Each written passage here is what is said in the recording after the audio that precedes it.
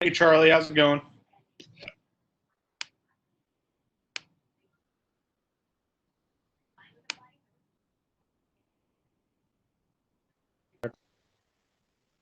Hey, Charlie.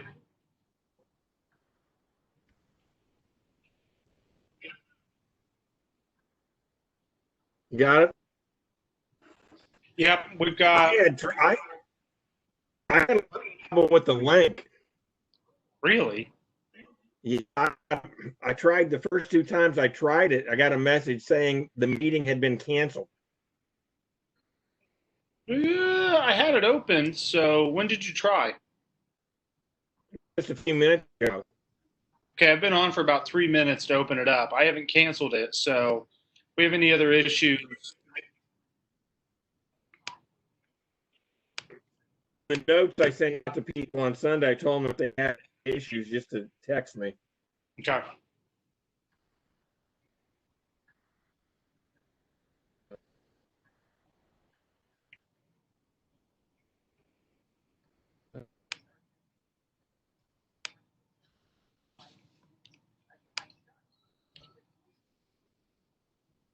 I'm here. I'm eating a sandwich so I can drink a bunch of beer.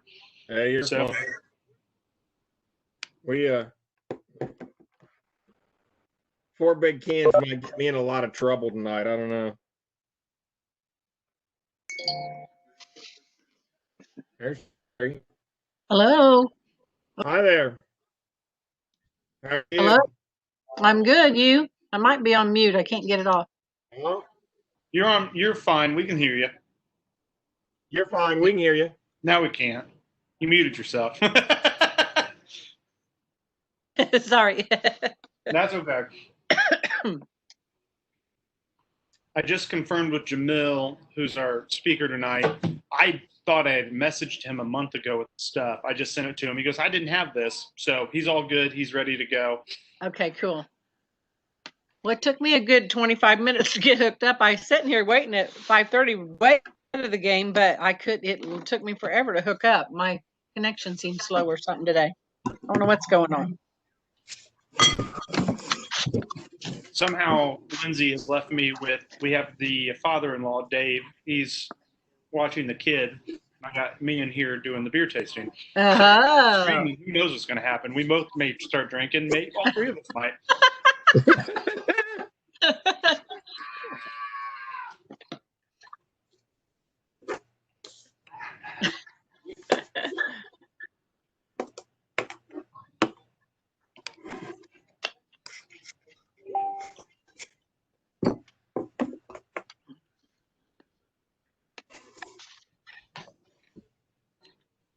Chris, what order you want to go in? That way I can go ahead and pour one. You're doing tangerine, chocolate hazelnut, cruel beauty, and you can't handle the juice. So can't handle the juice is gonna be last. Yep. Okay. That'll wreck your palate more than anything else. So That's true. That is true. except my concern is the lowest ABV we got 7, so this isn't going to go well. But we'll try our best. Well, like I said, 4 big cans. I'm either gonna have to convince him to drink some, or I may be in big trouble. That's why I got Dave here. I'm gonna get a big glass of water now. I got one poured already. Dave, I'm gonna need some help with this beer. Okay, good. Good volunteer.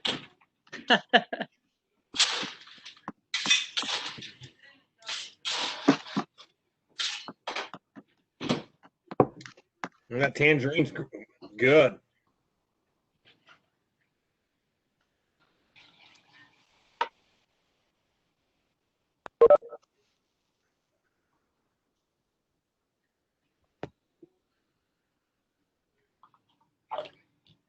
Tim's coming. Jamil, nice Hello. to meet you. From California. Jamil, my name's Chris. I'm the one that's been emailing you. I'm the one who forgot to send you the stuff. That is completely my bad. I thought I did a month ago and definitely did not at all in any capacity. So I have no complaints other than I'm an idiot myself. I'll introduce you to everybody. We'll probably have 25 more people showing up, give or take, depending if they're doing it together or not. But we'll give everybody a little bit. I have my little kid in the front room with my father-in-law, so who knows how that's going to go. We'll see how that lands. Oh, he's coming. He wants to join the beer tasting. Danny, you want to come join, buddy? Let's go say hello. Well, I know one person there, ladies. Aw, Buddy. A Danny. couple. Hello. Hey. Say hi, Dan. Hi, guys. Okay.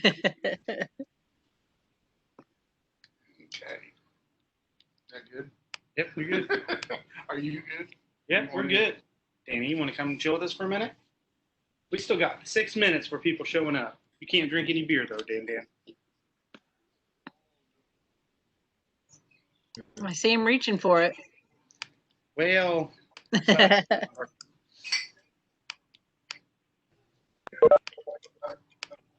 see starters are getting ready to come on. Yeah.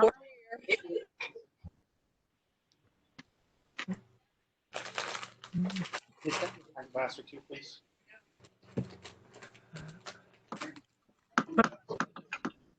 There.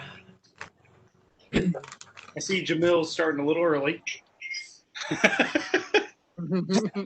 Okay, a lot of beer tonight. You don't. Everybody will go over the rules, but you do not have to drink all of this at one time. You can try it all and then save it for later tonight. But I will say you don't have to drink it all in one sitting. I will, but I'll have.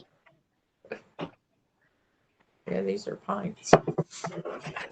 There's two of us splitting them, so we will drink them all. You'll be great then. Who's our call-in user? If you can unmute, you can say who you are so we know who we're dealing with tonight. This is Topsail Island, North Carolina. Brad Kendall and Jason Brewer. Welcome. We're all from all over the place tonight. Thank you. We are neighbors of Bob Hobbs, Matt Ryan, Jared Burcham, and 42,000 other friends here at the beach. Okay. We're going to wait till about 2 or 3 after 6 to get started. The first beer we're drinking tonight's the Tangerine Blonde Ale. That's the first one we're drinking.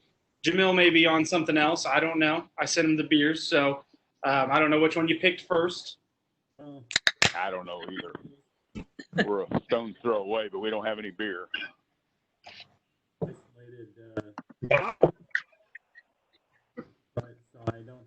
Jamil, I think you may be on mute, so we can't hear you.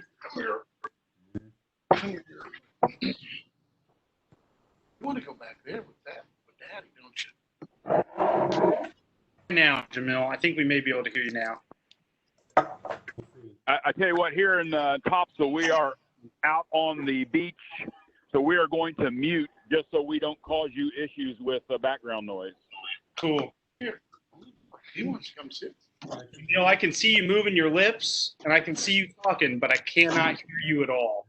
It says your microphone's off mute. I'm going to turn it mute and back, but you may want to check to see what audio source is going on to see what's being brought in there. But I can see you talking. How's this? See your lips move, but I can hear you. This one? I can hear you softly now, I think. This one's barely working, huh? I have to scream all night. Ah! New webcam.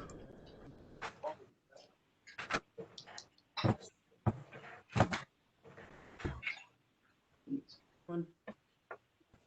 Hey, man, you can't help out, buddy. I don't think you know how to run this. Jamil, let's have you leave and come back into the room, see if that fixes your audio. You're kind of the star tonight, so I'd hate to not be able to hear you. And in worst case, we'll get you to call in off that login information. We don't have to see your face, but we can definitely hear you since we know you're there. But we want to make sure to be able to hear you tonight. Let me try switching cameras too. Yeah, I can hear you barely now. It's kind of like you're a little far away, but I can hear you. Okay.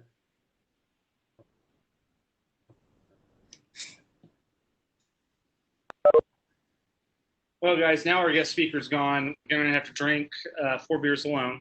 At least you're completely alone. And my kid decides he really wants to watch everybody. Must participate. It's cute.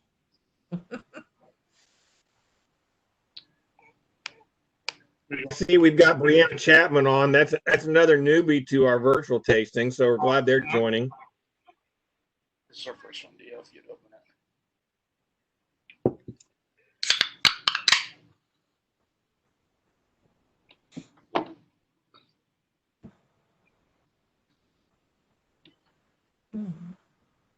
Hey, Charlie, do you know if Bob Hobbs was on with Brad Kendall? Brad is on with his son-in-law, and then I got a text that Bob and Matt were from inside the house. Okay. Bob's looking at me right now, and they're getting ready to set up. He and Matt and Jared. Okay. Cool. Okay, good. All right, how's this? I can hear you. You're Oh, good. yeah. Very good. Technology. Cam for some reason. That's okay. Hey, Bob. We're going to wait about 3 or 4 more minutes to make sure everybody gets on, and then we'll get started. This is a pretty laid-back tasting. I appreciate you taking the time, Jamil. You can tell my kid wants to be involved heavily. He likes craft beer. He's a craft beer fanatic at 6 months. So tonight, for everybody who's on, our lineup is Tangerine, followed by Chocolate Hazelnut Porter, followed by Cruel Beauty, and then finally finishing up, You Can't Handle the Juice. I tried not to wreck your palate immediately. Tried to let it go a little bit before we got there.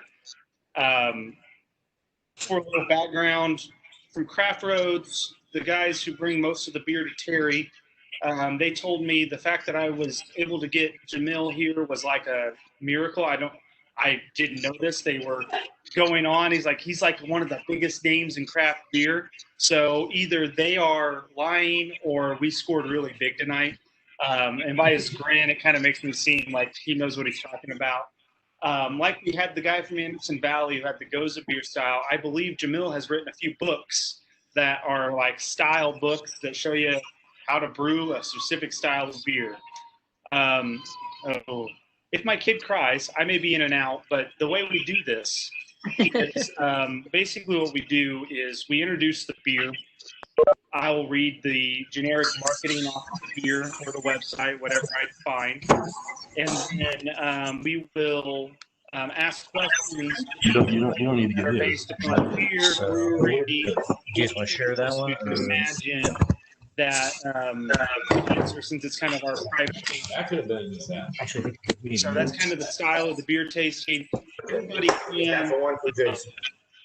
order beers at any time. We have the order that we're doing. I want to ask, let me mute the one that's going on right now. The only ask that I will go with is that we mute when we're not asking questions so that we can listen to everybody else's questions.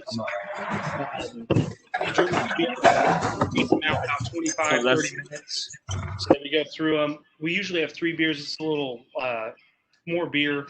We won't keep Jamil that long. I know he's probably a busy man.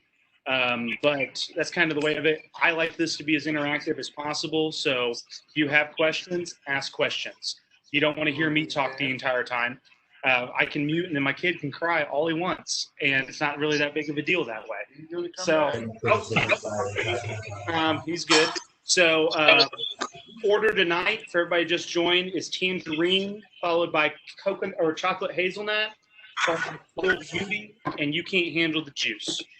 That is our order tonight. I will warn you, Jamil, I assume Tim Paul will know somebody you know by the end of this. All these beer tastings have happened. He tends to know someone every time. But I love to see some new faces here. Ask questions as you guys want. It's your time. If you don't want to ask questions, I'll ask them, and I'm boring, so you don't want that to happen. So, first, before we get started, I'm going to turn it over to Jamil. Jamil, introduce yourself so that I can not sound so marketing when I do it. I'm Jamel Zainasheff, owner, brewer, and brewing company. As Chris mentioned, I've written some books on brewing. I started as a home brewer back in 1999. My neighbor Steve brought me a beer, handed it to me over the fence. I tasted it. I'm like, Steve, this is the best beer I've ever had. What is this beer? Where can I buy it? Where do I find it? What store? And he's like, you can't. I made it myself. And I was blown away. I thought, oh my God, I thought you needed, factories with stainless steel and German people in them to make beer. So I told my wife, I said, oh, Steve gave me this beer. He made it himself. It was so cool. And my loving wife, she remembered that for Christmas, and she got me a Mr. Beer kit. And the Mr. Beer kit, it turned out horrible. And that was really no fault of the Mr. Beer kit. I'm sure people can make great beer with a Mr. Beer kit, but it made me want to know why my beer didn't turn out and Steve's did. So I spent the next 10 plus years doing everything I could to make perfect beer. And I entered a lot of competitions. I won a lot of awards, and that got me notoriety to write articles and do podcasts and things like that. So I've done a few books. I've done podcasting on the Brewing Network for, I don't know, is it like 15 years now or something? It's been a long time, ever since the Brewing Network started. And then we opened Heretic Brewing Company in 2011. We brewed our first beer, and what a happy baby. And ever since then, we've just been working 7 days a week, my wife and I, and we're having a lot of fun with it. We're doing a lot of creative things. I think the beers that we're doing today are better than the beers we did last year, and better than the year before, and better than the year before. I think every I'm really proud of is we keep improving what we're doing. We're always improving our knowledge, our abilities, and the resulting beer, I think, really shows it. And so I'm really, really proud. When we started, one of the things is some of my guys, they had never been to Russian River before, Russian River Brewing. And that, I believe that's one of the best breweries in the world. And I took my crew out there, and I think we got a taster flight of like 25 beers, 22 beers, whatever it was. And we're tasting through all of them. And I'm like, wow, at least 5 of the beers were spectacular, outstanding beers. And then maybe, 15 of them were just really excellent, well done beers. Maybe 5 of them was like, well, it's well made, but it's not my cup of tea, or not my favorite. And I think that that's spectacular, that everything was well made, and so many of them were fantastic. And I thought, oh my God, how are we ever going to make even one beer as good as the best beer? How are we ever going to be able to produce great beers? And over time, it's like, how do you eat an elephant? One bite at a time. You just keep taking a step forward on quality. You keep trying, you keep repeating, you look, you learn, you listen, you improve. So that's what we've done the past 10 years. I'm really proud of what we have on offer today.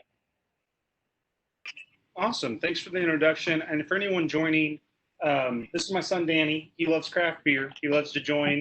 And he's currently watching because he just loves to watch people. And we haven't seen many people during this quarantine. And my father-in-law is making faces at him on the other side. So Lord knows what'll happen. He'll be drinking too. We are starting off with Tangerine Tornado first. That is our first beer of the night. So go ahead and crack it open if you haven't already. Let me read you the nice description from the website. A delicious force of nature bursting with tangerine and gently dry hopped Oregon grown Cascade hops. We're looking at a toasty 9% ABV. IBUs are 25, and this is a year-round beer. So I got to tell you guys, tonight I think we're going to be a little intoxicated by the time we're done with all the beers we've got. But, it'll make for some great conversation. Jamil, my first question for you, the way we do this, we introduce the beer, everybody drinks, we ask you questions. So there is no script. You cannot make a wrong answer. Sure. If you do, I'll beep you, and you got to use what is or who is before it. But that's it. Go Jeopardy style on it. Outside of that, have fun. Cursing's allowed. The kid knows curse words. It's kind of strange. But whatever you want to do with it. My first question. You said you've been improving your beers year after year. Mm-hmm. Tell me what you're doing to do that. I mean, these are good beers. What have you done to start making them even better each year? Well, a big part of it is, sensory analysis, seeing what it tastes like. Does it taste like the profile that we want? And the most important part of beer quality is fermentation and being able to ferment the beer, properly. And there are subtle things in fermentation, based on nutrients provided, temperature, cell counts, just all these little things end up impacting, what the beer is going to taste like. Fermentation is 95% of a beer. People say, oh, water is, 95% of what a beer is made of. Yes, but water doesn't have a whole lot of taste, and fermentation has a huge amount of taste. So a lot of times it's adjustments on that. It's adjustments also on our water, adjustments on our malts, adjustments on our process. All these little things, make, to the average, consumer, maybe you're drinking a pint every once in a while, they may not notice. But we are testing these beers every time we brew them, and you start to notice these really tiny changes. And if you're not improving, you're going backwards. There's no staying the same in this kind of business. You have to keep rolling forward. Okay, and then my generic question I ask everybody: where did Heretic come from? I see your catchphrase or slogans, release your inner heretic. Where did the name come from? Did you lie to someone and you turned the direction? How did this happen? We decided to open a brewery, and I had some brewery names in mind. And what I like is, single name breweries. I like Stone. I like, Anchor. I like, Firestone. I like, when there's a single word with some weight to it, and so I started, Googling all these names, and pretty much every single one of them was taken. And this is, back in 2010, and it's gotten even worse now. So there's the really weird names. There's no good names left.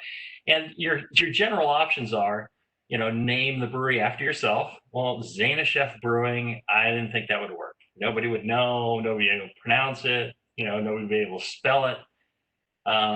So couldn't do that. And then location, we started in a location called Pittsburgh, California. Even then, we couldn't call it Pittsburgh Brewing Company because people would think we're on the East Coast. Even then, people thought we were on the East Coast because we were in Pittsburgh, California. So now we're in Fairfield, California. And there's a bunch of Fairfields across the country too. There's like a Fairfield, Connecticut. And anyways, I was Googling all these different names and, coming across them and checking them, and everything was taken. And then I hit Heretic, and nobody had trademarked it. Nobody was using it. I'm like, sounds great, because for me, when a heretic is not necessarily a religious thing. Heretic means somebody who doesn't conform to the norm, somebody who doesn't follow along with the crowd. And everybody who drinks craft beer, you're a tiny percent of the beer drinkers. You are in the minority. You are not doing what everybody else is doing. You're doing something different. You're going marching to your own drummer. And because of that, I consider you beer heretics. And so, I think there's various kinds of heresy, and in the beer world, it's drinking craft beer. So that's where heretic comes from. Okay, floor is open. Anybody who wants to ask questions, go for it. I have a list prepared. I can go on for hours. You don't want to hear me, so ask your questions. I wanted to tell you all about the where this beer comes from, like the story behind this beer, the Tangerine Tornado. I was in Indiana, going around the market with our distribution company, and he's like, "Hey, it's empty." I was going around, and we had a great day of work, and then we stopped at a bar, and some people from the that work in like marketing and shipping and stuff, they stopped by too, and so we started playing darts, and this one woman, Holly, like challenged some of us to darts, or I don't know how it started, but at one point we were betting, and I think I bet the whole brewery or something like that, and she ended up winning. and I'm pretty good at darts, and I'm like, well, wait a minute. Now, I have to give her the brewery. Well, we decided that brewing a beer for her and naming it after her would be fine. So brewed a beer, a strawberry blonde that we called Holly Hellraiser. And then a woman named Taylor at Craft Roads, really nice. And she was joking around. She's like, well, do a beer for me too. And so I said, sure. And so we started, I was working on, 9%, then Tangerine sounded good. And I said, how about, Taylor Tornado? And she said, why don't we call it Tangerine Tornado? She's in marketing. So she actually did the label for that can too. And it turned out so good, and so many people loved it, that it became a permanent fixture in our lineup. So we have been brewing it ever since then. And for those of you who aren't aware, Jim, who provides a lot of the beer to Terry, Taylor is the person who does the marketing for Craft Roads. So the connections are pretty tight with somebody who you probably run into at the bar or has hosted one of those in-person beer tastings before. Well, I love being out there. It's a great community. It's a great place, and so it's neat to have a connection. A lot of stuff. There's a personal connection that that's the cool thing about craft brewing. I don't think there's much personal connection in a lot of the mega brewers stuff. For us, there's a story behind everything. We actually did a blackberry tornado too. It's on tap at our tap room. It's actually really good. Okay, so Jamil, I've been out in that vicinity of California. Where exactly are you guys at if someone was taking a trip out that direction? So we are midway between San Francisco and Sacramento on I-80, right near Napa. So we're kind of like southeast of Napa. We're near the Travis Air Force Base. Okay, because one of the last brewers we brought in was Anderson Valley. So I know we're out near Napa. So I'm assuming, and I know it's a big state. I mean, the state's like 5 Indianas in one. So Lord, I probably can't get anything correct. But are you in that vicinity region? Yeah, in that region. Anderson Valley is very tough to get to. It's in a deep valley where they speak their own language of bootling, or they used to. And it is a real pain to get to. Where we're at, you're 20 minutes from Napa, 15 minutes from downtown Napa. So we're pretty close to that, but we're on the main freeway between Sacramento and San Francisco. We're kind of centrally located there. If you all come out, ask for me, and love to see you.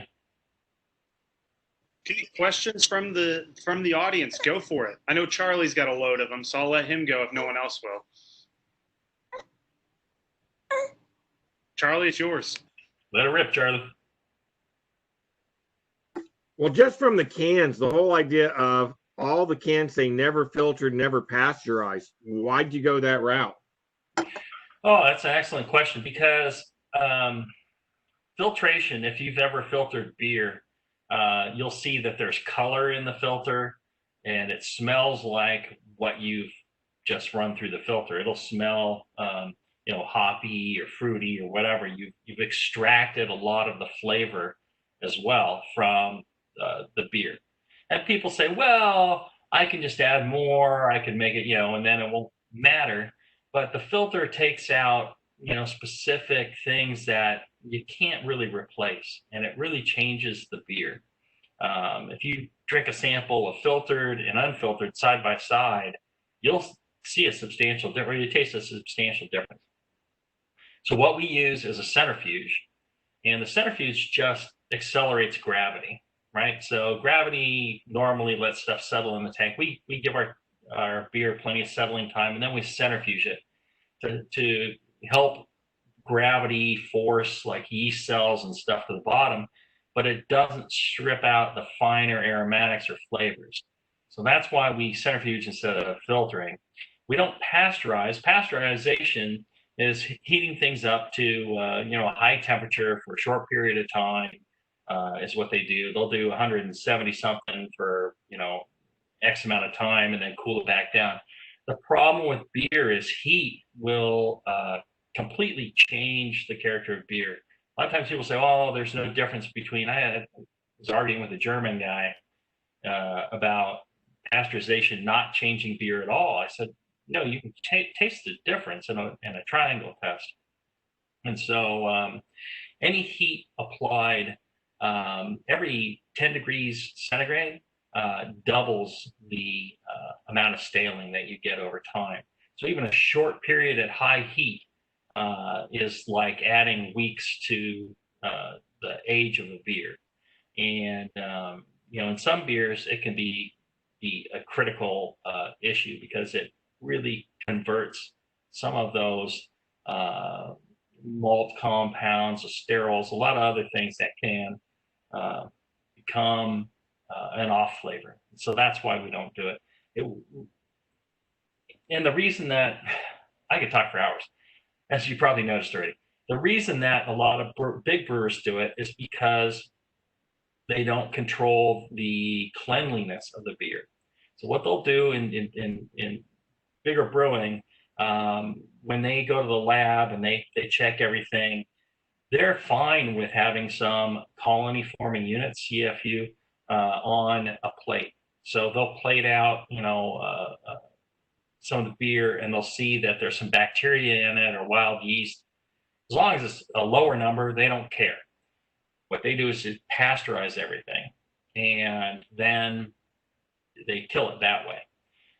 But again, it affects the flavor. So what we do is we actually heat up our tanks and all our equipment and essentially pasteurize that, because chemical sanitizing is not perfect. But heat, if you heat up your vessels, it will kill everything in there, and then you can have 0 colony forming units. That's our standard, is 0. Because we don't pasteurize, we need to make sure it's flawlessly clean, no bacteria, no wild yeast, and then we can package it. When the problem with heating up the vessels is, 1, it costs a lot in energy, and 2, it shortens the life of the vessels. Every time you heat up metal and cool it down, it's like taking a paper clip and bending it back and forth, eventually it breaks. It's the same thing with metal. The expansion and contraction of that metal fatigues it. And so your fermenters last, about half as long. But for me, so the fermenters don't last 40 years, they last 20 years, I don't care. I'll replace them. They're cheap compared to, all the other options that are available to me. So it's got to be perfectly clean. So that was a 20-minute answer to a 1 minute that you probably wanted. That's a good question. That's what happens on these, Jamil. It's not anything that it's usually, you guys know your stuff. We ask questions and we get these long answers. We're like, oh, I never knew that. So it's a very interesting aspect. Anybody else got questions before I start asking my typical questions that are typical, but we'll go with them. Question from Stephanie Taylor. You are not Stephanie, Evan. Sorry. Well, anyway, but Evan's next to me. So the question is, Jamil, so what was your background in when you started the brewery? I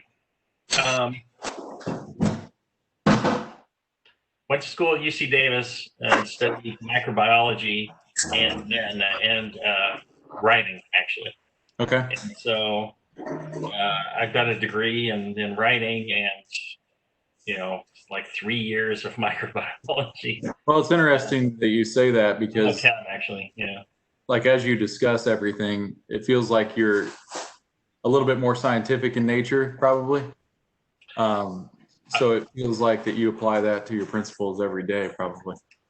Yeah, I think the benefit of college is teaching you how to learn, and figure things out and accomplish projects. And so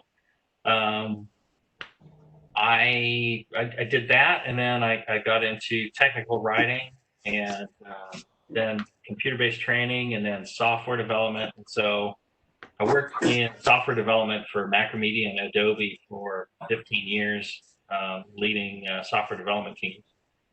And so that really was, and while I was doing that, I was homebrewing on the side. Sure. And so I like learning, and I like teaching, and I like creating and making things. So that's why I got into beer. I don't know. That's all right. I would say the tangerine is a 10.0 on my scale. Thank you. Unless it's a scale to like 100, then I'm disappointed. You're hitting 10% of the mark. No, just kidding. Okay, any other questions? We're to the last sip of this one before we move on. I'm sharing it today, so I won't be completely drunk by the time we're done. That's why you can't have a child there. I have help. I'm allowed to do it. So it's just the two of you drinking. No, the wife and the mother-in-law will be back shortly. We're just entertaining them in the short term. So, Chris, can I ask a question? So, Jamil, the tangerine flavor here, is that an extract or is that actual tangerine? How do you achieve that? Fruit, real fruit. So extracts, even what they call natural extracts, are a bunch of chemicals and not really the best thing for you. Although there are some extracts, I'll admit, that are actually healthier for you than the real thing. I think of like almond extracts, cyanide in them. But what we like to use is real fruit. So we use Oregon Fruit. It's a company in Oregon that they take in crops of fruit and they process it into puree. So the tangerines, they remove the pulp and the pith, and they process it. They grind it up and bag it up for us, and that's what we use. We actually use drums of that. During the boil, then, or this goes into the fermenter, directly into the fermenter. So what they provide, and the reason we use Oregon Fruit is because it's aseptic, and they heat up that fruit in order to make it aseptic, which means there's no bacteria in it or whatever, and then we pump it out of the drum into the fermenter direct, and so the fruit, you're getting the actual raw fruit fermenting with the beer, because there's no replacing that flavor. You could tell the difference between something made with extract and something made with real fruit. And so it's worlds more expensive. That's why people use extract. It's incredibly cheap. That's why all those seltzers on the market are so cheap, is because they're made with extract, all those clear seltzers. We make a seltzer, we make it with real fruit, it costs a fortune. So it's good though, compared to the other ones. Yeah, the tangerine, it's all fruit. Anything you see from us, it's actual fruit that's in there. Yeah, and I agree, by the way, with the 10 out of 10. You know, mine that last drop, it got a little warm, but other than that, perfect. Well, and one of the things that I'm really proud of that we do is, we can make a 9% beer that doesn't taste like a 9% beer. When we first made this beer, people would drink it and they're like, "Oh, this is good. What is this, like 5%?" Like, no, it's 9. And again, because we know how to ferment and, very carefully. I wrote a book on yeast and fermentation. And, we have beers like Evil 3. You guys get Evil 3 out there each year. We only do it once a year. And it's so smooth and it just tastes like a 6% IPA. And that's what I want to do. I don't like the taste of alcohol. And so everything has a very smooth, clean, easy drinking nature to it. The tangerine, we joke about it, but people call it a breakfast beer because, you throw a little orange juice in there, have a beer mimosa, it's delicious. What kind of breakfast are you doing out in California there? It's the breakfast you do when you're at a brewery where you need to drink all day. I'm just, it's COVID breakfast. Fair enough. Okay, so everyone, time to open up your chocolate hazelnut porter. My kid's going to eat his bottle, so I'm going to feed him while my father-in-law serves me like a bartender, which is phenomenal. This one, let me get you the marketing stuff. Chocolate hazelnut porter, or CHP as they call it, is a rich, full-flavored, robust porter bursting with luscious, is that guttered coca? Or, yeah. It's hard. Okay, and hazelnut. Notes of coffee and caramel round out this delicious treat. Beer lovers declare the chocolate hazelnut porter is a dessert in a glass, but has a nice semi-dry finish that keeps it easy drinking, but not too heavy to drink by the pint. So, Jamil, since you had a story for the last one, tell me the story with this one. Well, when I first started homebrewing, I can give you a long version. Let's see. I was reading all the magazines and homebrewing magazines, and one of them had a story about a guy from Japan who won in the Nationals. The first person outside of the U.S. to win in the Nationals won the Homebrewer of the Year with a coconut porter. I was like, oh, coconut porter. It was a revelation to me. It was like, so you can add other things like food things into beer and make all these flavors. And so I thought about what kind of went best together. And I was like, okay, like chocolate, right? With porter, and then the hazelnut kind of, I figured. So I made a chocolate hazelnut porter, and I thought it was great. And I took it to the only place, that I could share it was like the homebrew shop, and I shared it with my neighbors and all this. And my neighbors were like, "Oh, this is like the best beer in the world." And some people at the homebrew shop were like, "Oh, this is great." Some people were like, "Oh, this is horrible. It's disgusting." And I was like confused. I was thinking, well, people are saying they like it because they like me. People are saying they hate it because they hate me. I don't know. It's not about the beer. And I mentioned it to somebody. I said, well, if you think it's good, enter it into a homebrew competition. And, then, it's all blind. Nobody knows who submitted it. And you'll get honest feedback whether it's good or not. I'm like, well, okay, that's interesting. So I packaged it up and I sent it to the Mayfair in Los Angeles, California, by the Maltose Falcons. And I got back. I got third place or second place or something like that. What I got back was a whole list of, I mean, I won, but I got a whole list of notes saying, well, here's why, they didn't think it was, first place material. This was, this was good. This wasn't good. And I learned from that. I took that information, and the next year I submitted it again, and I got first place. I'm like, this is it. This is how I learned to make the best beer possible. I make beers, I submit them to competitions, I learn you know, what was wrong with it, and then I fixed the beer, and then I submitted again, and so that became my process. And I entered, you know, thousands of beers in competitions, and the cool thing about chocolate hazelnut porter was the first beer I ever entered in a competition, and it's really what got me started. And it's the first beer I ever got a best of show medal in. So it was really cool. You know, it's a big part of why I love the chocolate hazelnut porter. It was always when people in competitions would, you know, find out that it was my beer, they would always ask me for the recipe. It's also, you know, the recipes out there. There's kits at homebrew shops that make this beer. But I love the chocolate, the hazelnut. I think, you know, again, it's got a sweetness up front, but a dry finish. So I think it just drinks really easy. Okay, so us not knowing much of what you guys serve from your tap house, do you guys slide more darks? Do you go more IPAs? Do you go random styles?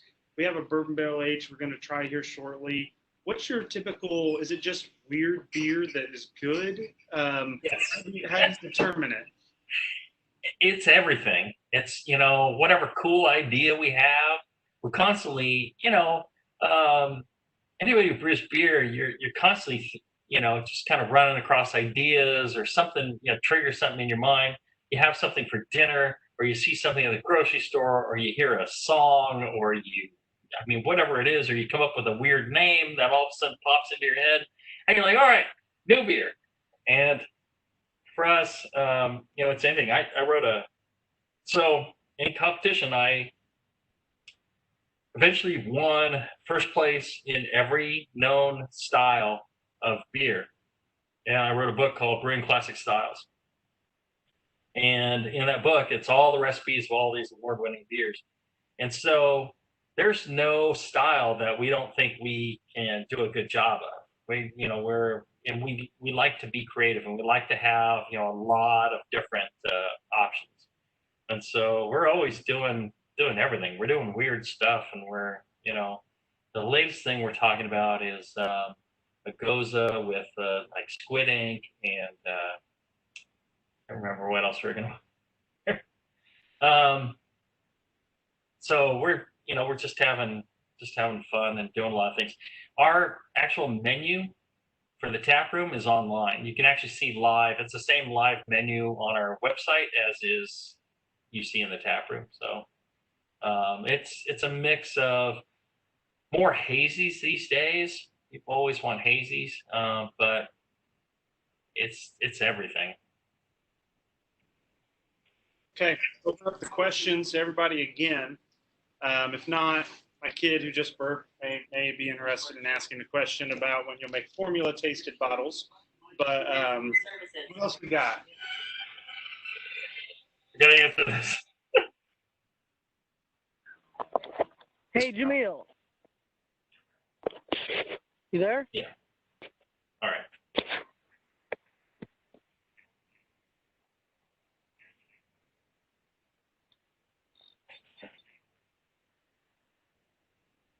Yes. You know, work at a brewery when you start answering the phone and are drinking beer at the same Excellent. That's fantastic. I just want to make sure you got my signed contract and you're good to go. Hold on, business in process. It's still like 3:37 Pacific time. No. I understand 100%.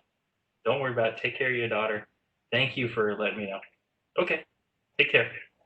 Yeah. Excellent. Okay. Excellent. Thank you so much.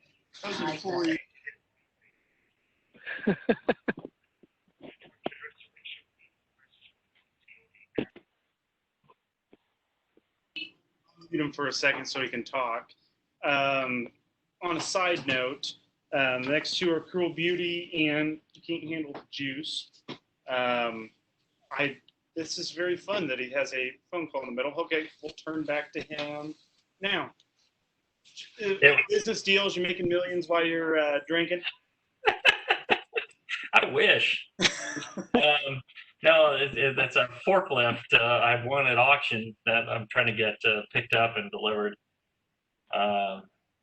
And if the transport folks, if you don't answer their call right away, then your load goes to the back of the queue. So it's critical. All right, sorry about that. I apologize, everyone.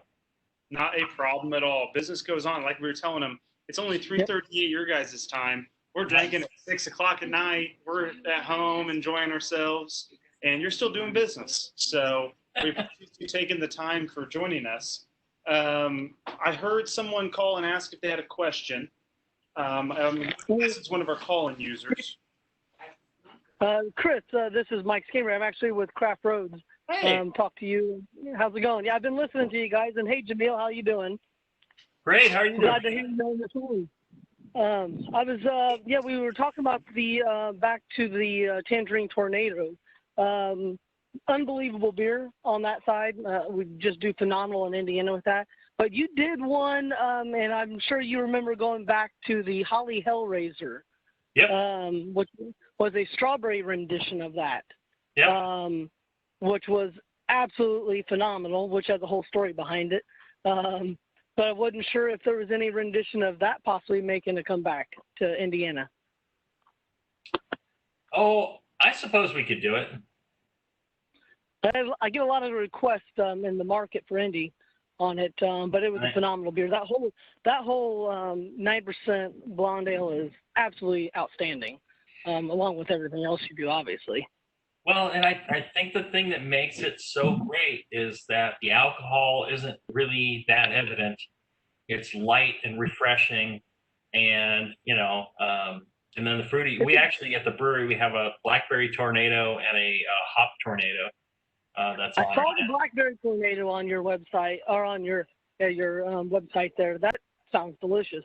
Yeah, it's a dangerous beer because it is 9%, and people try it and they're like, oh, this is a 9%. They're like, well, shoot, I drank 2 of those and I had a problem walking. It's a fun beer. Yes, it is. And, the Cruel Beauty we're going to try here is also a really fun, complex, outstanding beer. Okay, Jamil, I have another question since I'm full of questions.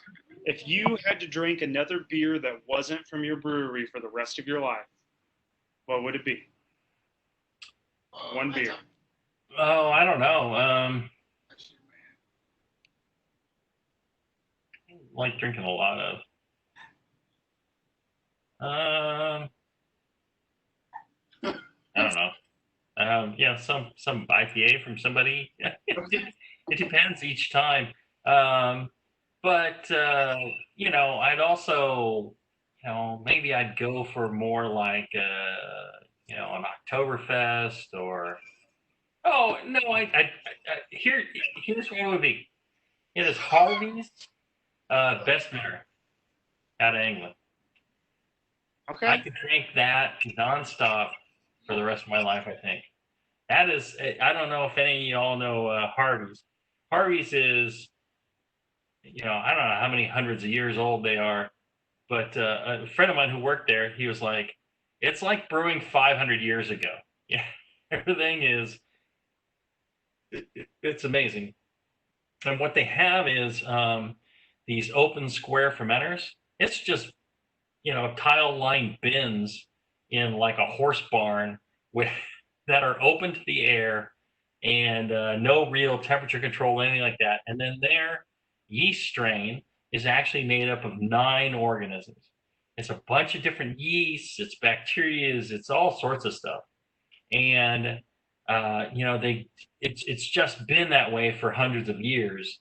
And the character of the beer is just amazing. It is, I think, one of the greatest beers in the world. Unfortunately, it's something that you can't get outside of a small patch of England, and it's just wonderful, absolutely wonderful. So that's my answer right there. Harvey's best beer. It's a hard question. I have like a list of 10 questions I ask. 3 of them are just being a dick through the middle of it because they're hard questions that it's really hard to answer. Like, what's your beer you'd only drink? And so it's amazing you're able to get your wife to marry you. Yeah. Well, my wife is now here. The wife is now here. The kid has been fed. You gave her those 10 questions on your first date, and she stuck through it. That's how you knew she was the one to marry, right? Well, or she's the only one. Shut the hell up. And that's the father-in-law, if that gives you any reference. Charlie, go for it. I know you got questions. Bring them. Well, I'm going to jump on the Harvey's. I mean, Harvey's is great beer. For any of the local people, it's on the top shelf at the Heretic when they get back open and all, and you can buy bottles. So I've had several bottles of various aged Harvey in months available, and those guys do make some great beer. Okay, do you have a question that's about this beer tasting, Charlie, or are you just? Oh, well, I don't know. Jamil, what's your production size? What are you running? So when we started, a friend of mine was trying to get his brewery running, and he had been working like 6 years on it and couldn't get it finished. So when I decided I want to run a brewery, I'm like, all right, I'll tell you what, I'll go in and I will finish building your brewery. I will get it up and running. I just need to bring in my tanks and brew my beer. We'll share the brewery 50-50. And so the janky brew plant he had was about 37 barrels of volume, which is actually perfect because if you have a 30-barrel fermenter, the total volume of it is truly 37 barrels. People will brew 30 barrels of wort into it, and they'll collect out like 25 barrels of finished beer. Instead, if you can fill the thing up, you can collect out, more like 30 barrels of finished beer. So it's the appropriate size. But that's what we started at. And then when we moved to our current location after, a year or two, we moved to our current location, and I had a brewery built for us, the brew plant built for us. That's 37 barrels of wort, and so we brew around 32 to 37 barrels of wort, and we'll collect off per batch, 30 to 32 barrels of finished beer, depending on the beer. So that's our brew plant. It's we've got a separate mash, lauter, kettle, and a whirlpool, and a hot liquor tank and a cold liquor tank. So we can run another batch about every 2 hours, which gives us a maximum capacity as it's configured now of about 60,000 barrels. And we could, add like a pre-run or another lauter, things like that to increase volume if we wanted to. But we're running about 15,000 barrels currently. So a fair amount, a good size microbrewery, but nothing like some of the big boys. Okay, other questions from the floor? Ryan, you got anything? You kind of look like you want to talk. No? Okay, Jamil, why'd you decide to join us on a random Tuesday night from some little bar in Newcastle to talk about your beer? Because this guy Chris emailed me. Okay. Is that it? Just he asked. Okay. Okay. I'm happy to. First off, one of the greatest things about beer and craft beer, and one of the things I love most about England is the pub culture. And we don't really know each other, but I felt comfortable with giving you a dig about your questions and your wife. It was it's a friendly culture, and it's the most fun I have in brewing. Unfortunately, brewing and keeping a business going is a business. And it's a lot of hard work, and there's a lot of struggle and strife, and there's government regulations, and there's taxes, and there's all sorts of problems in running a business. And the great joy is meeting with all of you and seeing people drink beer and enjoy it and having fun. It's priceless to me. That's what I really love. That's why I homebrewed. That's why I have a brewery. And so when someone like you asks me quite nicely, hey, would you like to participate in this? Here's what we do. It was, you had a nice email that explained everything. It seemed like you knew what you were doing, and It's all an illusion. the illusion is busted now. But I'm like, absolutely. One, I love going to Indiana and hang out because the people are so nice, and the culture for great food, great beer, great experience is really very strong in Indiana. It's not, I don't know what people think of Indiana, but I had no thoughts about Indiana until I went there, and I was just blown away. It's like, wow, this is a really cool place with really cool people.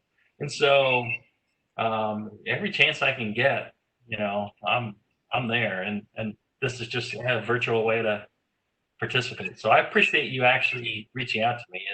It's nice. Not a problem. I just always like to know, because you have given the standard answer of people in the craft beer world are amazing. I love to go and I love to see people drink my beer, which makes me feel really good about bringing you on, because it means you really care about your beer. So it's one of those that you go, check mark, you answered that question right.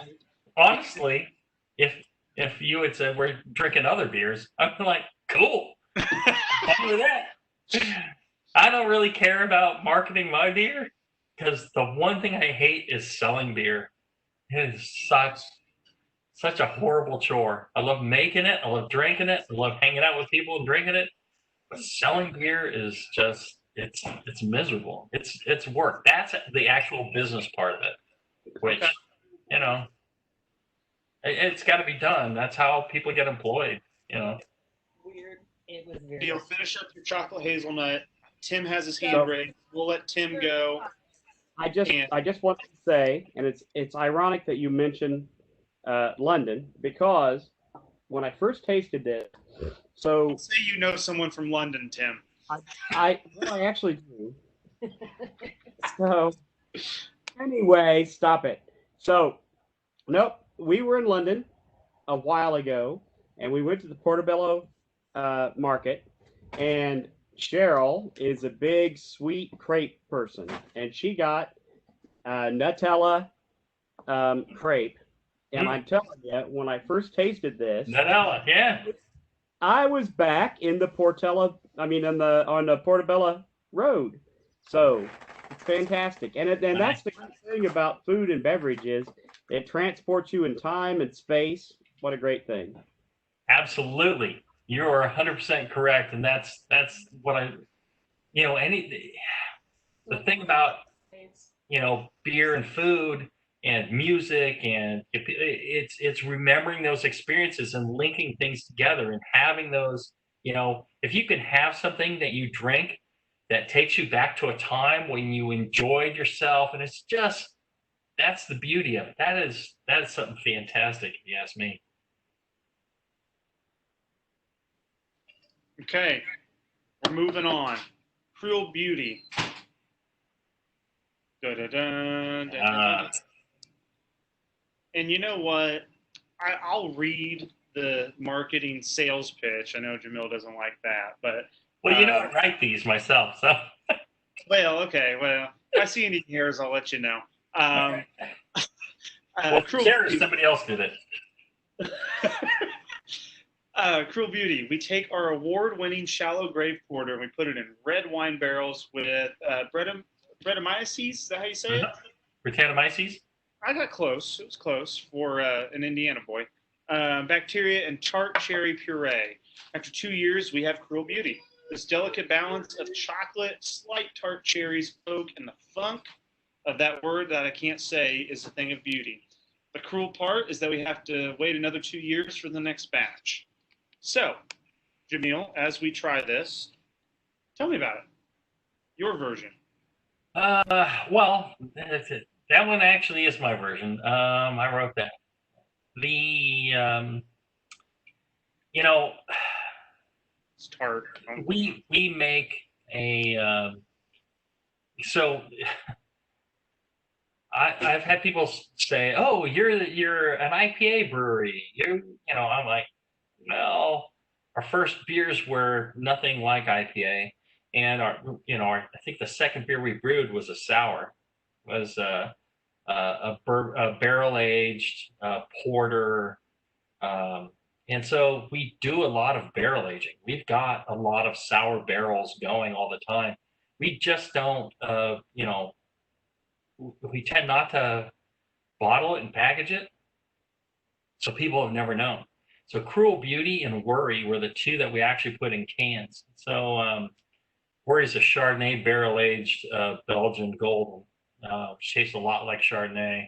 And then the Cruel Beauty, one of the things I like is the combination of dark fruits and cherries, or dark chocolate and cherry, or chocolate covered cherries. Oh, I really love.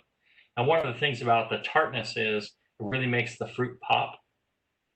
And the barrel aging, kind of a bit of barnyard character.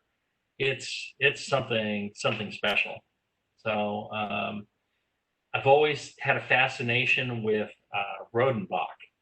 So Rodenbach, Alexander Rodenbach, he lived in Belgium and in Flanders, and he wanted to open a brewery and brew beer. And so he went to England at the time to learn how beer was made and learn the things he needed to run his brewery.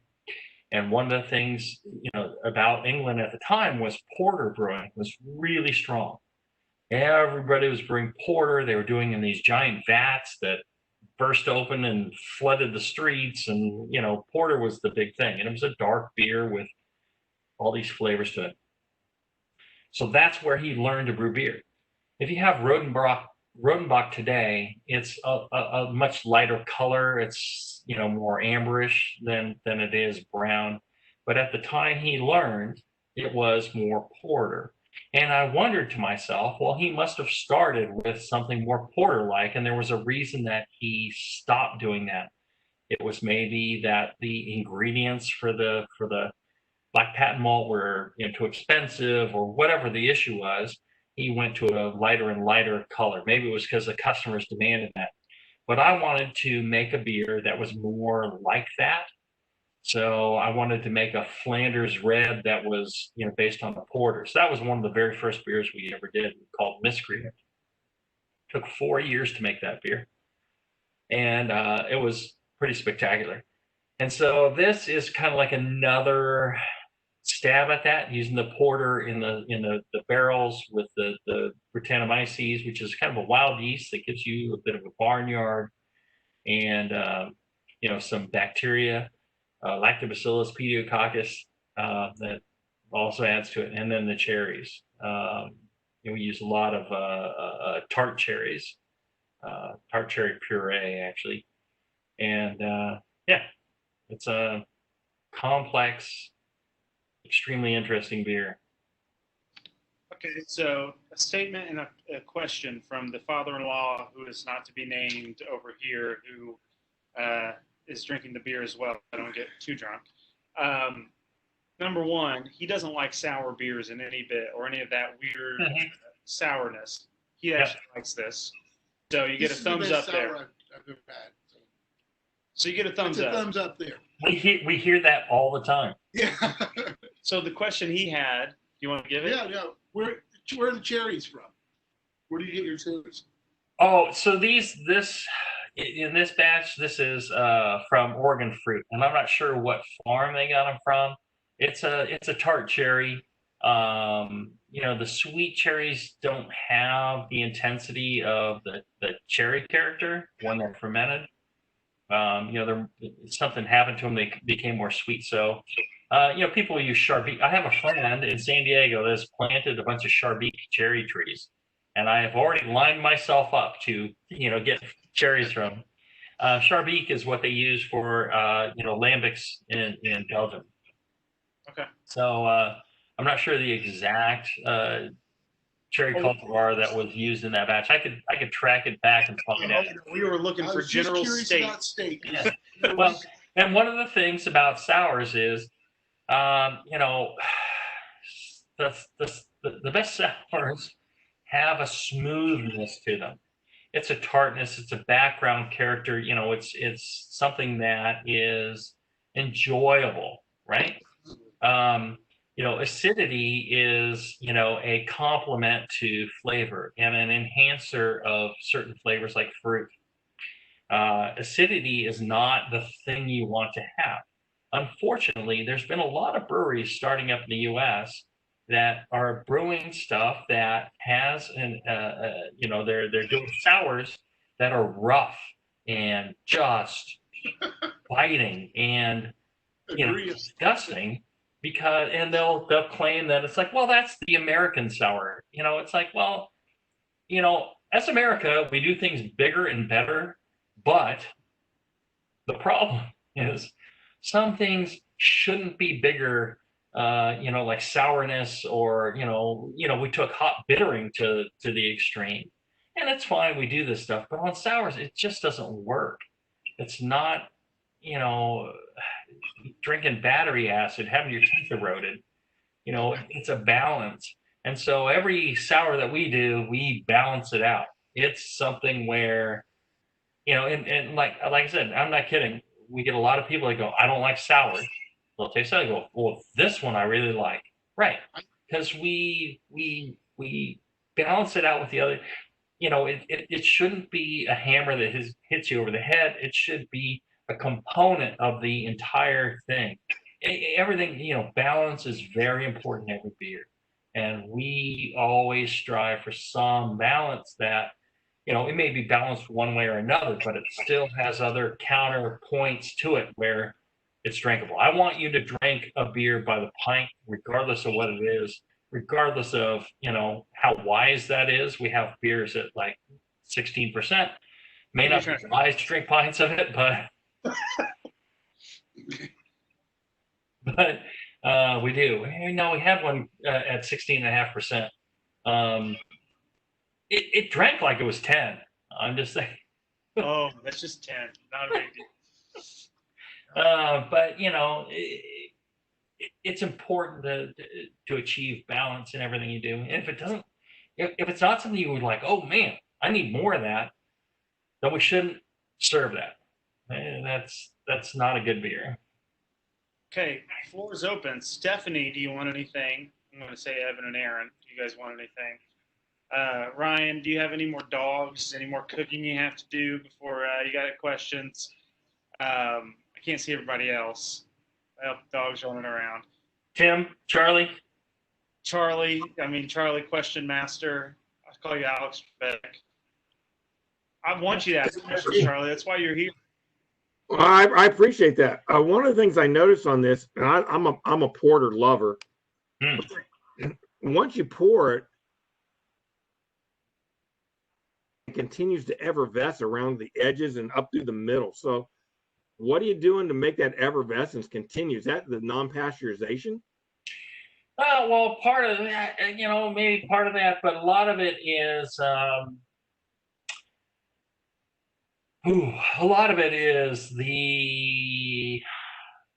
the fatty acids, the proteins, one of the problems with a sour beer is that it degrades a lot of the materials in the beer. The Brettanomyces can eat wood, and it will eat everything in the beer. And so you have to be careful to provide a balance that doesn't allow everything to become like thin, like water, where all your bubbles go out and you're done. Mm-hmm. And you still have to have some proteins left over. So it's that, and that kind of allows it to slowly effervesce over time, I think. Everything doesn't come out just all at once. Carbonation wise, we carbonate all the canned products. Same thing. They're all around 2.5. So that's a big part of it. Good question. You guys have good questions. Well, we've been through a few of these now, so they've been tailoring their questions. I think we've got a group here now that really knows their stuff. The next question on my list, where do you see craft beer going? I mean, we're in a place right now that's kind of a little bit interesting. I realize a post-COVID world is a little different than what you were planning for a year ago. But where do you see the craft beer world going in the next 6 months to a year? Oh, that's a good question. There's a lot of breweries closing. So one of the things about craft beer was people felt that, it was quick and easy to open a brewery and they were going to take advantage and their homebrew, knowledge was going to suffice. And there were a lot of breweries opening that were bad breweries. And it's unfortunate that, they just weren't that good. And, they're closing now because it's shaking out, people that, part of it is if you had bad business practices, that was making you struggle. The other is, if you had bad beer or bad customer service, that was making you struggle. And so those folks, unfortunately or fortunately, are dropping out. And I think it just cleans up. It's like anything. The herd, the craft beer world, all the craft brewers, we're almost. And one of the cool things is we're almost like an organism. We feel like we're together. It became so. Go back 10 years, 15 years. Craft brewing was a tight little organism that everybody pulled together, and the entire amoeba itself was supporting each other. And that was one of the great things about it is, you had friends, you had, immediate friends. And if somebody asked you for something, you said yes, and you turned your help towards them, and everybody helped each other. And you shared ingredients, you shared knowledge. That's the way craft brewing was. And then a lot of people started jumping into craft brewing that didn't have that mentality. They'd never really worked in craft brewing. They didn't really have any experience in that. They, made a lot of money in software or whatever it was. And then they, they just thought, well, I'm going to do this because I brewed one batch of beer on my stove at home and people told me it was great. And we got a lot of people in that, when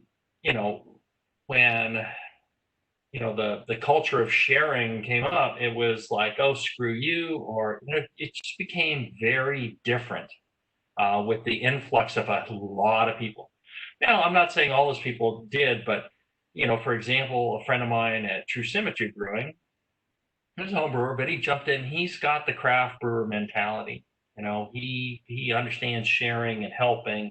We help him, he helps us. We all still work together. But I think that's really important for a healthy organism to have that togetherness, and for craft brewing to really survive and thrive. We all need to work together and help each other. And so these folks that are not part of that, they need to drop out, and I think a lot of them are dropping out because of the COVID thing, because they're not, they weren't in it 100% with their heart and soul. And I think that, they're going to drop out of the wayside. And I think it could be a good thing for craft brewing in the long term. We're still doing great. Perhaps, as far as distribution goes, even better. Our tap room, unfortunately, is closed down to a small fraction of what it was because we're only outdoor now. But, people are still enjoying our beer. So I think, the future is bright for craft beer. This is just a good shakeout, something that,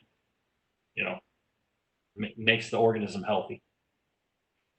Okay, so now I'm really freaking confused. You went from English major in college to sounding like an engineer to a biology guy there. Are you sure you went to college for English? Just curious, because we've been all over the place tonight. It's been great description. That sounded like economics 101 just through Aneva's. And I love learning. Hey, I think props on that. That's the greatest thing in the world, is being able, have an opportunity to learn something and to experience different things. It's the reason why I think people travel, is because they want to learn something different. It's not that they want to see something or that they saw it on TV. They actually want to learn something. They want to experience something different than the life that they lived and see what it's like and take something from it, right? And that's, it's just, it's the same thing. The more you learn, the happier you are, I think. Okay, so we're opening the last beer. We're open for questions here. Lord Jesus, I've been drinking now for looks like an hour and 10 minutes and been a lot of beer. So I'm open for anybody else to talk. That's not me. My kid made questions. But hey, shut up, Jamil. That was very rude. But I'll ask one question before we go from that. I ran into Savage's Ale House in Muncie, Indiana this week, or early last week. They had your Evil Cubed on.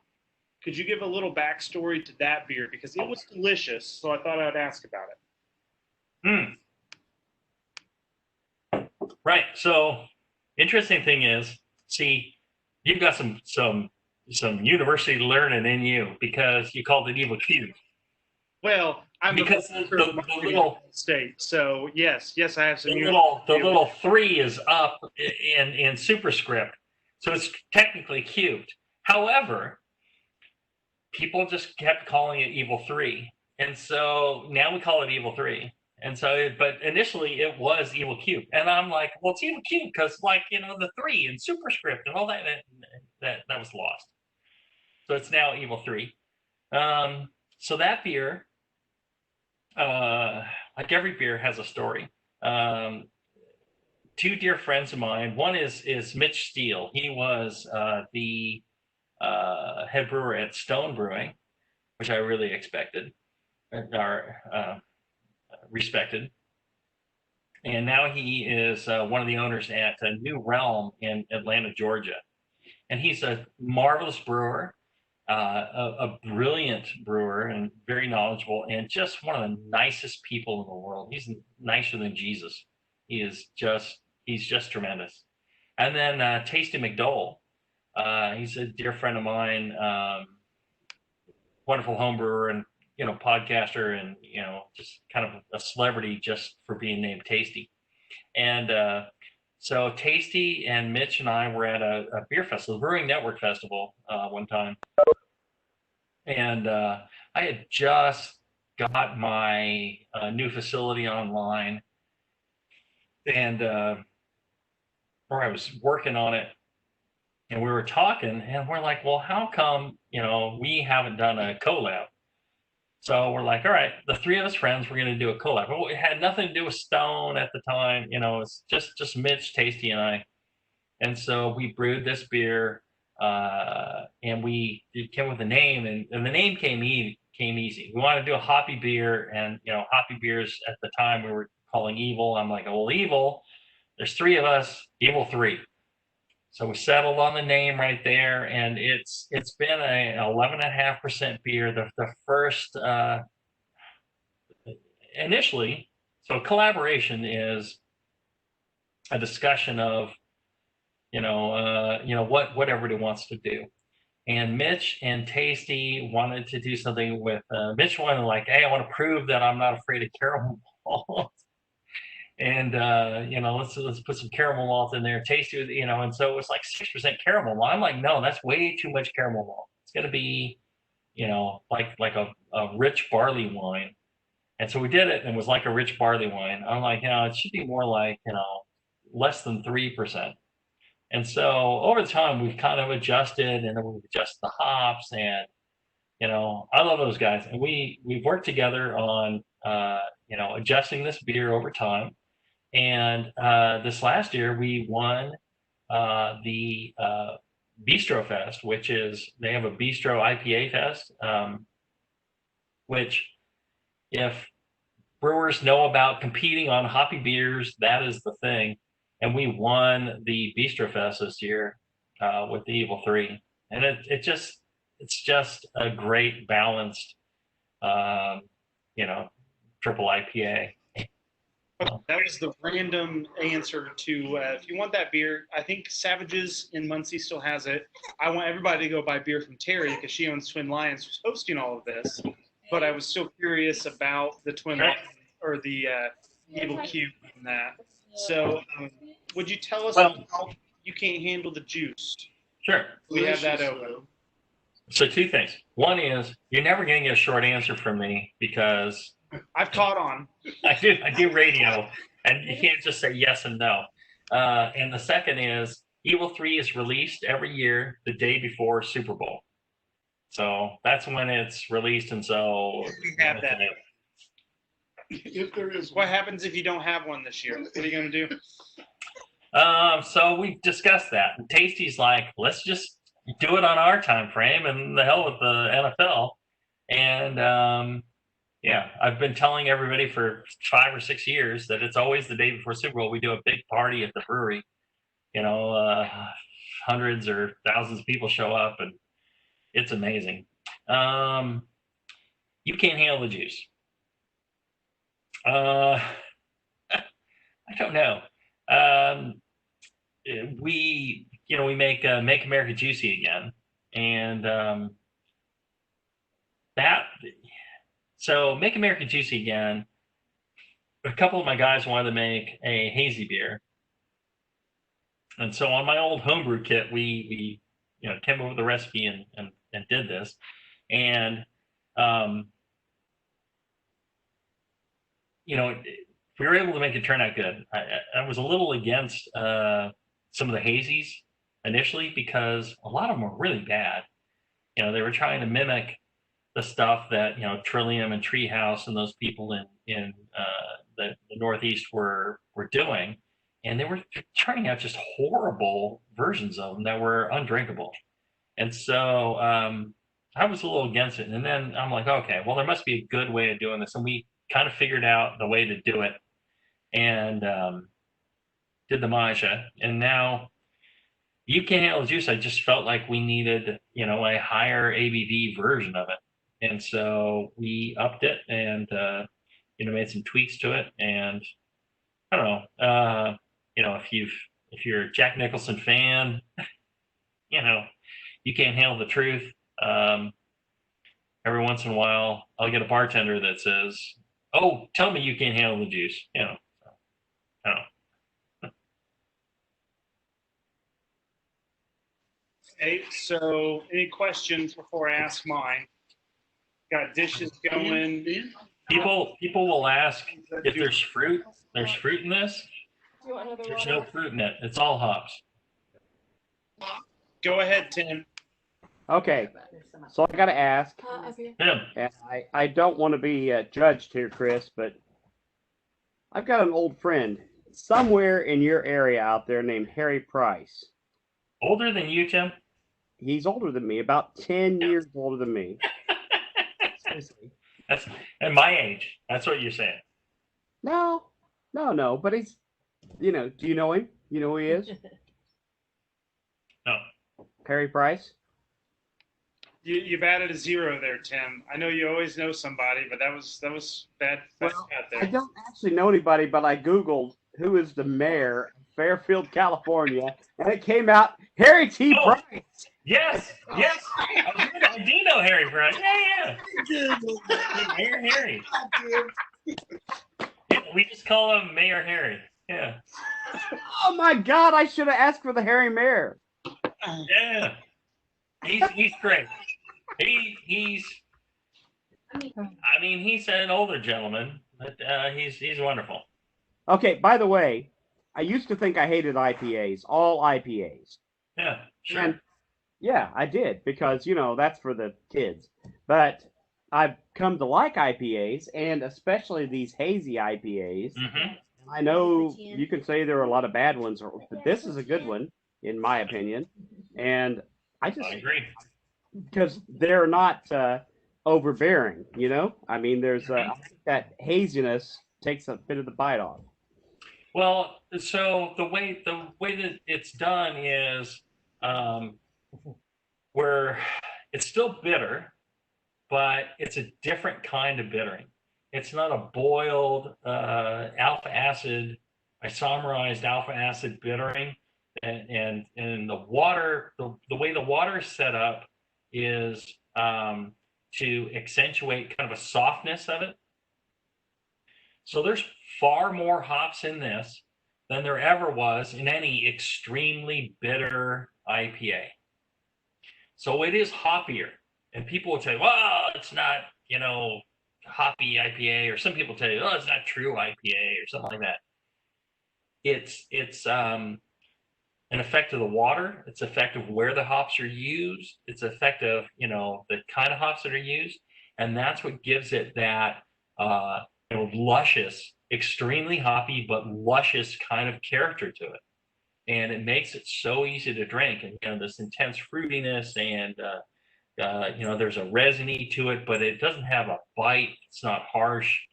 That's the thing that's cool about these kinds of beers. And that's why New England IPA has become really popular. It's extremely popular, probably the most popular beer in the United States, in the world at this time.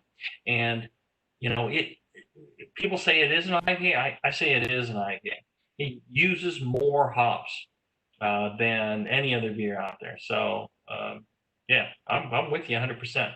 That's why I drink a lot of this beer.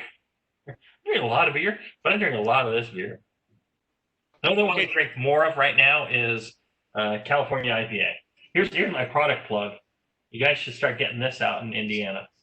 It is stunningly good IPA. It's more traditional IPA than the hazies, but oh my god, that's fantastic too. Okay, so besides that one and any other we drank, what's your favorite beer that your guys' brewery brews? Changes all the time. I love them all, or otherwise we wouldn't make them. We wouldn't sell them. But if you had to drink one, what would you like?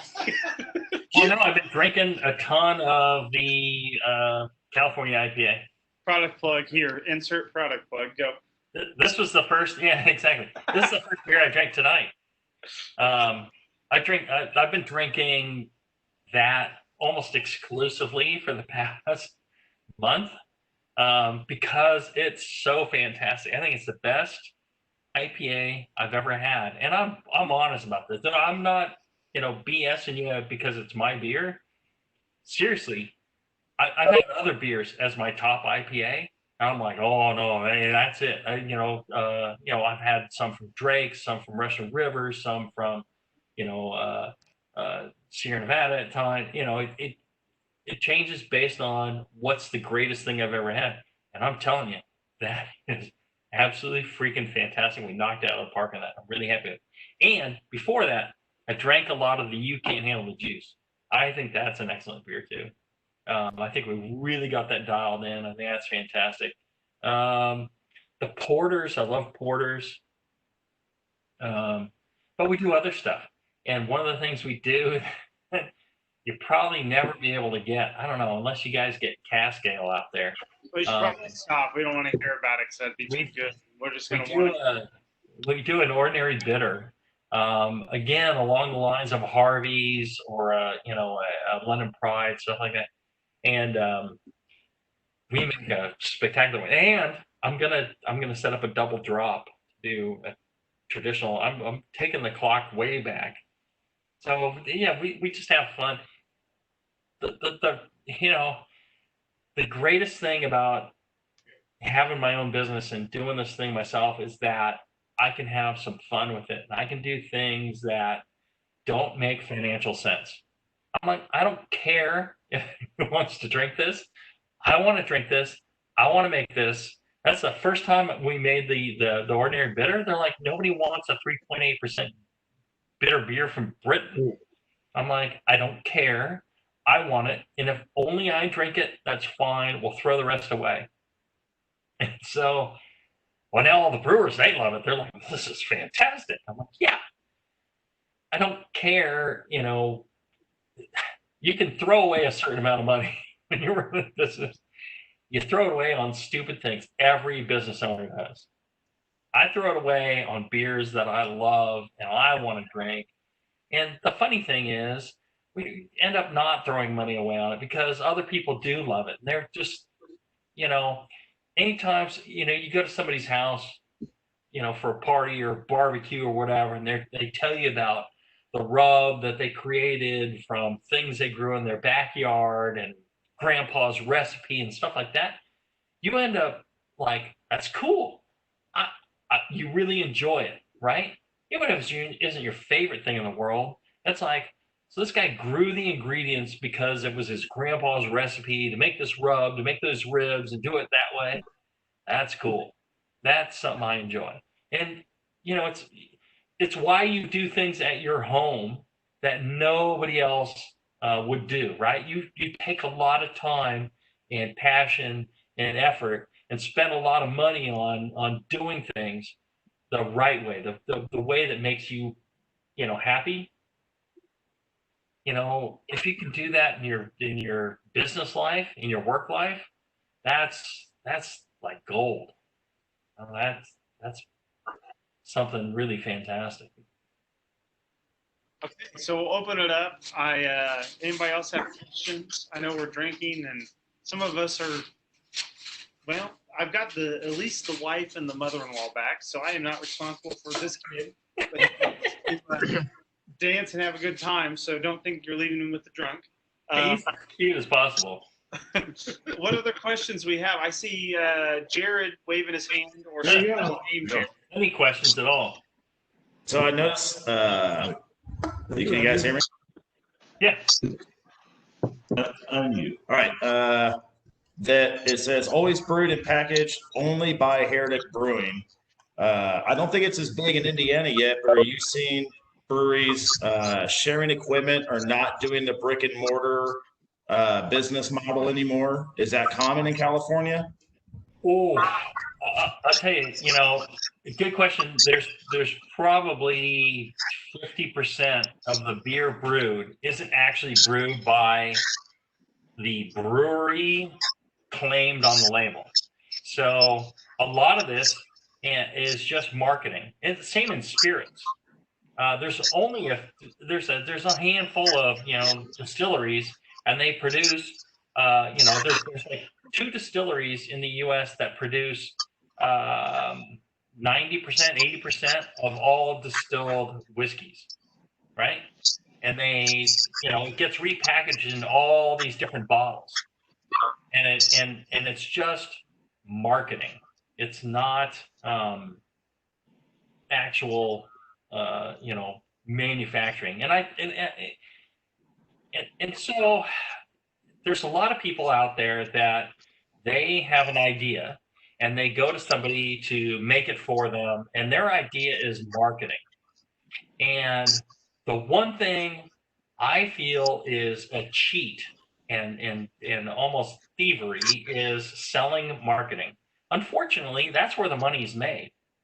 Unfortunately, that's what, you know, people believe is, you know, value. You know, you'll buy a vodka that was, you know, neutral grain spirits from the Midwest made out of corn, and then somebody puts in a fancy bottle with fancy marketing, and you know, $80 a bottle for it, and the same exact liquid is selling for $13 a giant, you know, 2 liters.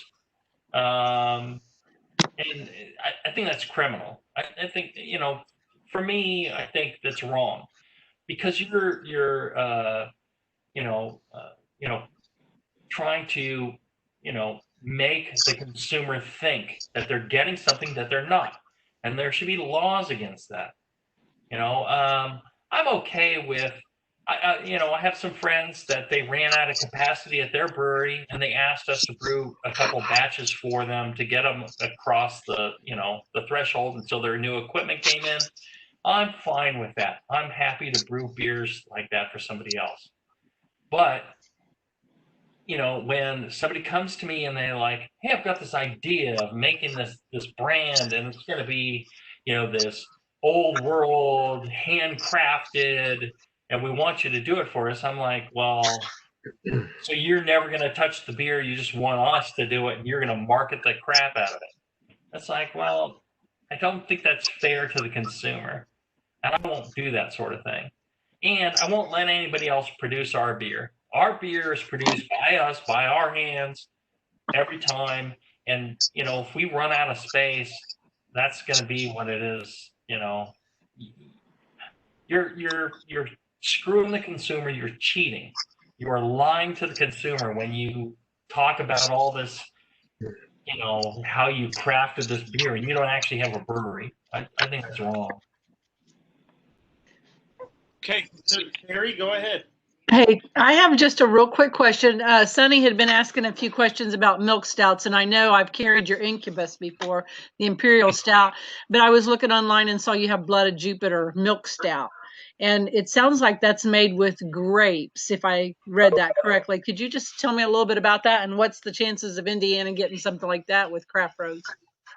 All right, so the Blood of Jupiter is Sangiovese grapes, which is called Jupiter's blood. That's what Sangiovese translates to. And base Belgian ale. So it tastes kind of wine-like. So that's not a milk stout. We do have caramel macchiato, which is that you should get right away. That is lighting it up. The caramel macchiato is a milk stout with caramel and vanilla and caramel and vanilla, I guess. I can't. It's like, it tastes like going to Starbucks and getting a caramel macchiato, except it's creamier and it has alcohol, and it is delicious. So I just tell Jim or Michael that I want that, and you can get that to him, or how's that work? Yes. Yeah. Okay. We've got it in cans. We got it in kegs. Caramel macchiato. Okay. Got a cow on the label. I've got some here. I could run down and grab one and show it to you if you want. But or email me, or email anytime you need anything. You can email info@hereticbrewing.com. That comes to me, and I farm it out to whoever needs it. Or you can email orders@hereticbrewing.com. That's, when distributors send in their orders, they send it to that. And that goes to all the salespeople and to the fulfillment people. I get it. My wife gets it. Our sales coordinator gets it. Our head brewer gets it, So feel free to just, tell us what you want. And the craft foods people are good, but, they're busy. They got a lot of brands to deal with and stuff like that. And if you've got, a special need, just, let me know. I'm here for you. Okay, I appreciate that very much. You can email me at jamel@hereticbrewing.com too, but the info and the orders is probably best because it hits so many people. Thank you very much. Caramel macchiato. You should have that. You should probably have the goo. Have you had the goo? No. Oh, you gotta have my goo. I have Goo is Imperial milk stout. We do a bourbon barrel aged version. We do like so we have banana goo. We have gorilla goo. We have gorilla goo. Crazy goo, wood goo, and so Gorilla Goo is a banana version of the bourbon barrel aged goo, which has got a bourbon barrel aged imperial milk stout with chocolate and vanilla and toasted coconut. Cool. You need all of that. You should probably just send that 37 barrel system this way. with a The goo's limited. You know, the macchiato we can make on a more regular basis. We made one batch, and we're like all of a sudden the demand has gone through the roof, and so we're trying to keep up with that. Anybody who tastes that, they're just like, oh wow, it's so drinkable but so luscious at the same time. You know, it's an easy drinking, quite luscious beer. I could, you know, if they can't get it, I can send you samples or something, you know, whatever. Once you taste it, you'll be like, yeah, I gotta have this on. Okay, so we've kept you for an hour and a half. Figured we'd ask a few more questions. If anybody has any, if not, you can get the heck out and probably go about your Tuesday. But you can have dinner. I mean, it's still 4 o'clock there. But I'm good as long as you need me. I appreciate it. But anybody else have questions? I try to keep like an orderly fashion and stuff. It's not happening with me. Charlie, go ahead, Charlie. Order. Just a couple things. I know there's one guy on here. If you can make a single 3.8 bitter, if you can put that in with an extra dry cider to make it really like London, there's one guy that would just pitch a tent outside your house. I'm not sure I want that, Charlie. I was gonna say. I think it's just me. I understand, but maybe it's just me.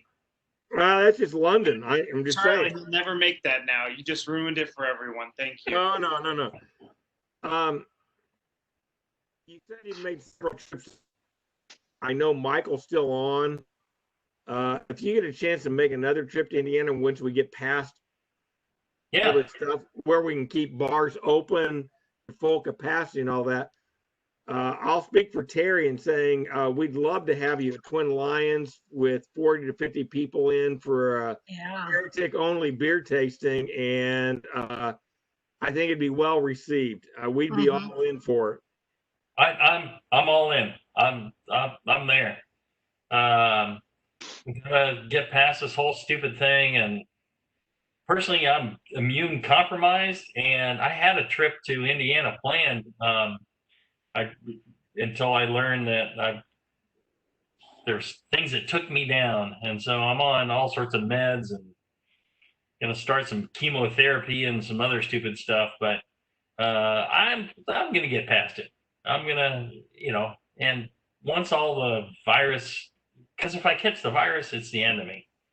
But I'm there. I'm ready to go. I love visiting Indiana. It's one of my favorite places. We definitely appreciate that, and you know, hope all the best for you and everything that's going on in California, because we're all affected in one way or another. But like I said, we've had several tastings and brought people in at the bar, and we'd love to do it again and have Heretic be the featured brewery. Let's start thinking about spring. I don't know. I think spring 2021 maybe. Sounds You good. keep brewing some of this stuff, I'm pretty sure what I'm drinking would kill most viruses. So, but I think you've got some antidote or vaccine here I'm unaware of that has not been approved yet. But you're on the right track, especially that 16% beer you mentioned earlier. You haven't tried our spirits. We actually have a distillery too. And, Okay, so my computer battery is dying. We got about 5-6 minutes left. What other questions do we have from the audience or the crew here or anything else? If not, I'll do my usual spiel to end. Jamil, I appreciate all of this. I know that the information last minute. Apologize for that again. The little one, I would blame somebody, but I have nothing. It was my bad. So I apologize for that, but thank you for joining us, and I hope everybody's enjoyed the beers that we've had this evening. Please note, you can get them from Terry. Just contact Terry. You can order them. You can pick them up. You don't have to worry about it. Unless you're in North Carolina, then hunt them down and find them out there, or order ahead of time when you get back. Jamil, I hope you had a decent time or a fun time. I had a great time. I'm going to give you shit for the rest of my life if I ever see you, but that's just because I think you can handle it. And outside of that, I think we all really appreciated it. The beers were delicious. You do a fantastic job. Keep it up. Thanks. And if there's anything else, anybody got any questions before we close out? No, just a thank you to everyone. Brian, what'd you cook? Wonderful evening. And Jamil, I've got to say that I've now had 7, 8 of your beers. And being from Indiana to California, I haven't found anything wrong with them yet. If I see anything on the menu, I'm going to order a Heretic beer. So if that gives you any comfort, you're there. I appreciate the support, and anything we can do to support you guys, you let me know. I'd be happy to do this again. This was a blast. I enjoyed this. This interrupted my day of emails and problems, and it's a blast. Drinking and questions. It's more how I like to look at it. Any other questions before we head out? Thank you, Chris. Not a problem. Jamil, enjoy the rest of that beer. Tell them you got to go home early because you had too big of a tasting. It was too big of a stand. Tell them the owner knows something about it. Go ahead. Thank you, brother. Guys. Thank you all. Thank you to all. Bye. Bye.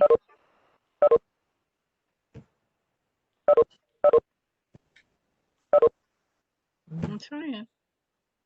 Man, I got about half shit faced on that one.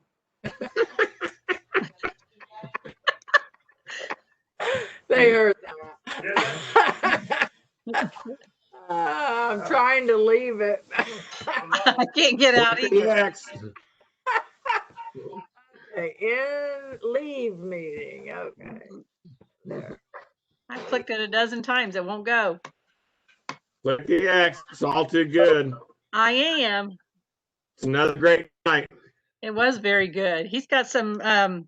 Michael says that's caramel macchiato is coming in next. Yeah, coming in next load. So we can probably get some of that in pretty quick. That'd be good to get him to make me a case for the people who are on tonight. Yeah. That with the black rice. Yeah. That'd be really good. I think people would like it. Yeah. I don't see the goo on his list anywhere, so I don't know about that.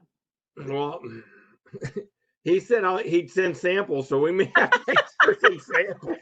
How does that work? I'll leave the samples. Because 4-pint cans is a little much. I couldn't drink it all tonight, so I'm still sober. I gave him about half a tangerine. And I got 2 glasses left, so see if I can do those with dinner.